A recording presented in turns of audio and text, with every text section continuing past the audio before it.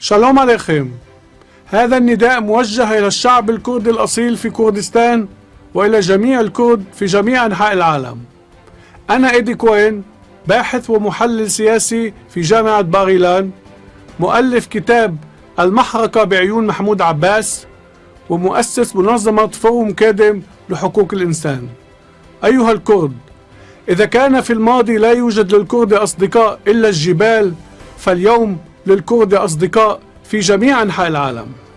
إنني أناديكم من تل أبيب، من دولة إسرائيل، وهذا النداء إلى أهالي سليمانية الشرفاء، وإلى أهالي أربيل عاصمة كردستان، وأهالي دهوك منبع الشهداء، وحلبجة الجريحة، وزاخو مصنع الأبطال، وأهالي كركوك كلب كردستان، وسنجار المغدورة.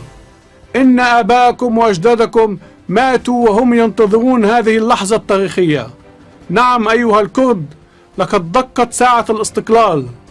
صوتوا في الاستفتاء التاريخي نعم، نعم، من أجل دولة كردية، دولة مستقلة، قوية، مستقلة، حرة. نحن نحبكم، نحن في إسرائيل ندعمكم حكومة وشعبا. لقد حاولوا طمس هويتكم طوال التاريخ وثقافتكم وطمس تاريخكم، وهذا الاتفاق المشؤول ظلمكم. الآن سوف يكون عندكم دولة. لقد أصبحت ضرورة تاريخية أن تكونوا مستقلين في دولتكم. عشتم وعاشت كردستان.